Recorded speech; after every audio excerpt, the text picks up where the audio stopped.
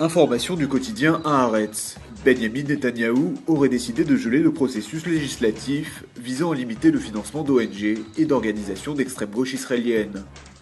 Une semaine après qu'un comité ministériel ait approuvé 2 propositions de loi en ce sens, le Premier ministre fait donc machine arrière. Il faut dire que si les textes ciblent en priorité le financement d'ONG soutenus par des pays étrangers ou des institutions internationales, ce projet a provoqué une levée de boucliers à gauche de l'échiquier politique israélien. L'Union européenne et même les États-Unis se sont inquiétés d'une possible atteinte à la démocratie. Bachar el-Assad ne veut rien lâcher. Malgré les pressions de la Ligue arabe, les sanctions économiques et les appels à la démission venant de la Turquie et de Jordanie, le président syrien affirme qu'il poursuivra la lutte contre ses opposants. Un ton qui laisse peu d'espoir quant à l'issue proche de la répression menée depuis 6 mois dans son pays et qui a fait jusqu'ici plus de 300 000 morts selon un décompte des Nations Unies.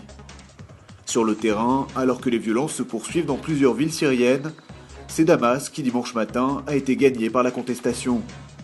2 roquettes RPG ont en effet visé le siège du parti Baas, la formation de Bachar el-Assad au pouvoir depuis 58 ans.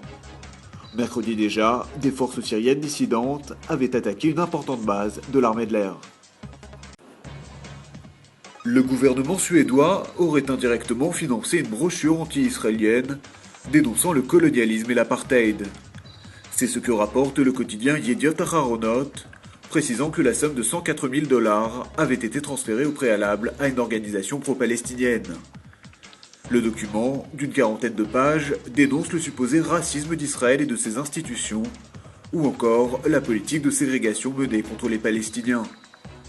Il appelle enfin au boycott d'Israël. La communauté juive de Suède a vivement condamné cette publication, tandis que l'ambassadeur de l'État hébreu à Stockholm, Benny Dagan, a rencontré plusieurs députés locaux pour tenter de faire retirer l'ouvrage. Une 40aine de femmes israéliennes ont décidé de poser nues en signe de solidarité avec une jeune blogueuse égyptienne.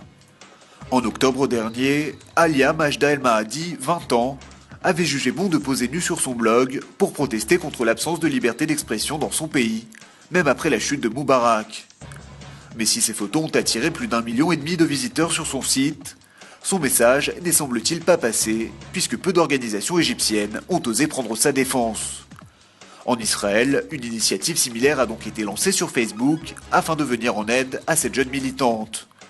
Sur la photo, le groupe de femmes israéliennes brandit une pancarte où il est écrit « Montrez que vous n'avez pas peur ». Steven Spielberg a plus que jamais le vent en poupe. Après Tintin et Cheval de guerre, ces 2 derniers longs métrages à succès, le réalisateur américain plancherait déjà sur de nouveaux projets de films. C'est ainsi que le groupe Warner l'aurait approché pour la réalisation de Gods and Kings, une fresque retraçant la vie de Moïse. Le film, qui pourrait voir le jour en 2013, est d'ores et déjà présenté comme très différent des 10 commandements, un film qui mettait en scène Charlton Heston dans les années 50. Pour l'heure, Steven Spielberg réserverait toujours sa réponse.